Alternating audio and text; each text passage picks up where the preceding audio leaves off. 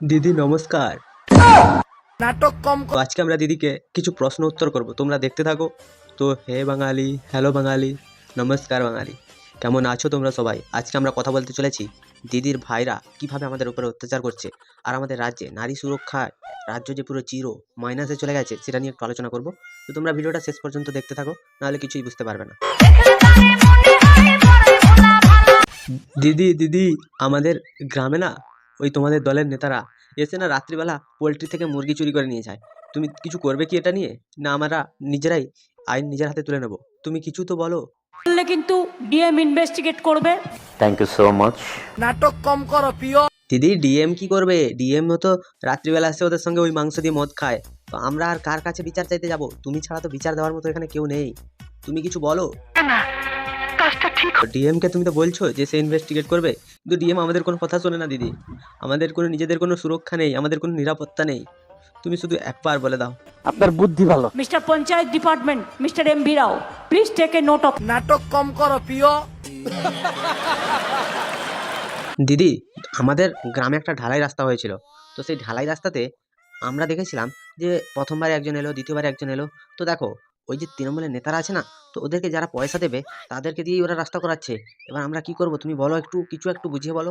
Investigate করুন এটা। নাটক কম করো প্রিয়। কটা হয়েছে? ও দিদি দিদি, তো একটা কথা বলার ছিল, শুনবে? আমি বলছি আমাদের দেশে যে নারী নিরাপত্তা নেই, আমাদের দেশের যে সব কয়লা বালি গরু চুরি হচ্ছে, এসব নিয়ে কিছু একটা বলো।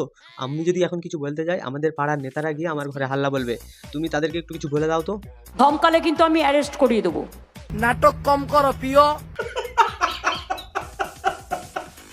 এরা না টাকা পেলে সব কিছু করতে পারে দিদি, এরা আমাদের কোনো কথা শুনছে না। নিজের মনোনীত লোক পাবে না। ও দিদি বলছি না, সেই যে লক্ষ্মী ভাণ্ডারে টাকা দিচ্ছ না, তাতে না আমাদের হচ্ছে না। তো সেই টাকাটা যদি একটুখানি বাড়ানো যায় তুমি একটু দেখবে। আর আমাদের জন্য যদি বেকার ভাতাটা চালু করা যায়, মানে আমরা ঘরে বসে থাকবো, কোনো কাজ করবো না, সরকার থেকে আমাদেরকে টাকা দিয়ে যাবে। তো আমরা ওই টাকায় মদ মস্তি মেয়েবাজি করবো, একটু আনন্দ করতাম আর কি। একটুখানি টাকাটা বাড়াও, খাওয়া দাওয়াটা একটু ভালো হতো। কত খাবে গো? হীরের চচ্চড়ি না সোনার ডালনা খাবে? দিদি ওই হিরের ডালনা সোনার চচ্চড়ি ওগুলো তোমার জন্যই ঠিক আছে, ওগুলো ভাইপোর জন্য, কারণ ভাইপো সোনার চামচ মুখে নিয়ে জন্মেছে। আমাদের জন্য কচু শাক আর এমনি মুসুরির ডাল ঠিক আছে, ওটার জন্য তুমি যদি 500 টাকা বাড়িয়ে দিতে। ঘরে একটা শোবার বিছানা আছে, ঘরে একটা টিভি আছে, ঘরে একটা স্কুটার আছে, নয়তো একটা গাড়ি আছে। তোমার ঘরে একটা কল আছে, কলের জল পাও, বিদ্যুৎ পাও, দুবেলা দুবার দুমুটো ভাত খেতে পাও, ছেলে মেয়েরা ভালো আছে, আর কি চাও? কত চাও কত? এত কিছু তো তৃণমূল নেতাদের নেই। এত কিছু থাকলে কিন্তু ওরা এত চুরি করতো না। ওদের আরো বেশি আছে, তুমি জানোই না। কারণ ওদের ঘরে কল মানে কি, কল হচ্ছে ওটা ট্যাপ, ওই ট্যাপে আবার সোনার ইয়ে লাগানো আছে, নল লাগানো আছে। তারপরে একটা স্কুটার যেটা বলছো না, ওটা স্কুটার নয়, ওটা বিএমডাব্লিউ দাঁড়িয়ে থাকে। তারপরে ঘর ঘর তো হচ্ছে সে তাজমহলের উপরে। ওরা তো মেরে মেরে এরকম করে দিয়েছে। দেখো দিদি, আমরা বেশি কিছু চাই না। আমরা শুধু চাই যে অভয়ার যে খুন হয়েছিল সেই রকম ভাবেই আরেকটা খুন পানাগড়ে হলো। তো সেই খুনটার একটা শাস্তি চাই। তুমি তো অভয়ার সময় বললে যে এটা একটা দুঃখজনক ঘটনা, অভয়ার ফাঁসি চাইলে। কারণ একটা ডেড বডিকে ফাঁসি দেওয়ার কথাও তুমি বললে, নির্যাতিতার ফাঁসি চাই। সব ঠিক ছিল, কিন্তু মাঝখানে সঞ্জয় রায় ফেঁসে গেল।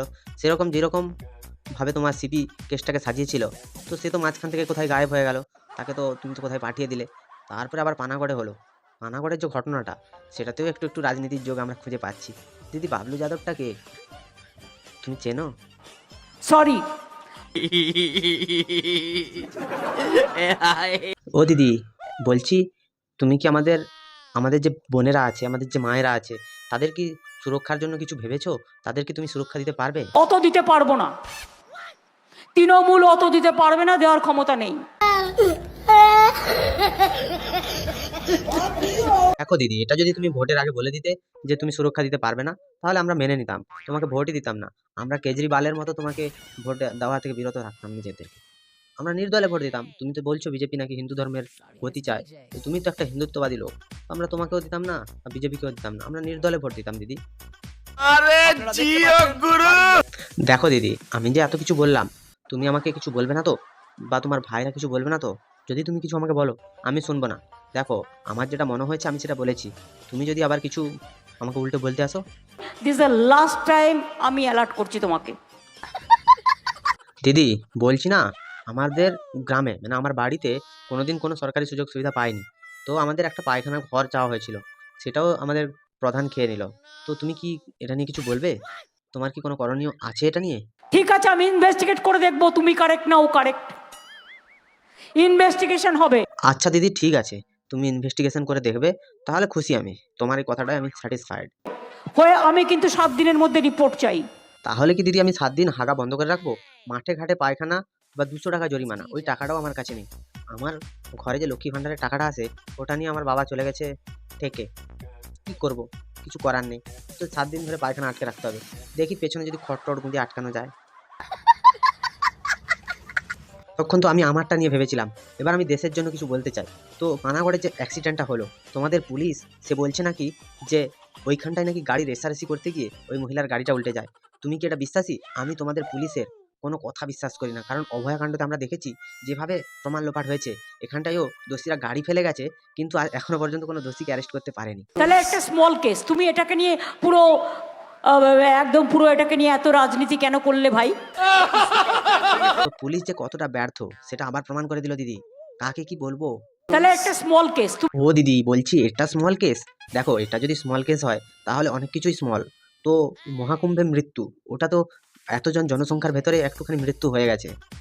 মৃত্যুটা যদিও দুঃখজনক তো হয়ে গেছে, কিন্তু এইটাকে তুমি স্মল কেস বললে? দেখো দিদি, তো একটা কথা বলি, আজকে আমাদের রাজ্যে নারী সুরক্ষা নেই। নারী সুরক্ষায় আমাদের রাজ্য যে কত নম্বরে আছে সেটাও আমার জানা নেই, আর আমি জানতেও চাই না। কারণ লজ্জা নিয়ে ওগুলো দেখা আর বলা দুটোই আমার মুখ থেকে বের হবে না। তো দেখো এটা আমি পার্সোনালভাবে নিয়েছি, কারণ মেয়েটা আমার দিদির সমবয়সী, তাই। কাজটা হয়নি বলে তুমি একটা ওয়াইল্ড অ্যালিগেশন করে দিলে। দিদি খবরে যেটা দেখছি সেটাই তো বলছি, না জেনে আমরা আবার কি বলছি?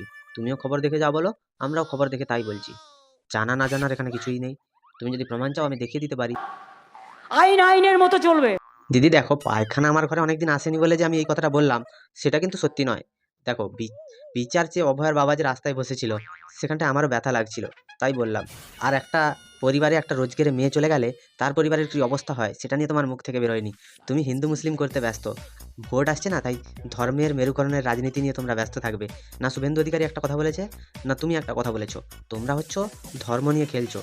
আর এখানটায় কত মায়ের পেট খালি হয়ে যাচ্ছে, কত মায়ের কোল থেকে কত সন্তান হারা হয়ে যাচ্ছে।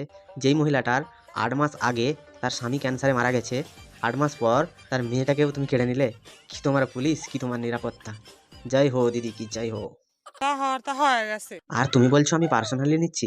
হ্যাঁ আমি পার্সোনালি নিচ্ছি, কি করার আছে করে নাও। তো হেই বাঙালি, ভিডিওটা তোমাদের কেমন লাগলো জানিও। আশা করি একটু হলেও ভালো লাগবে।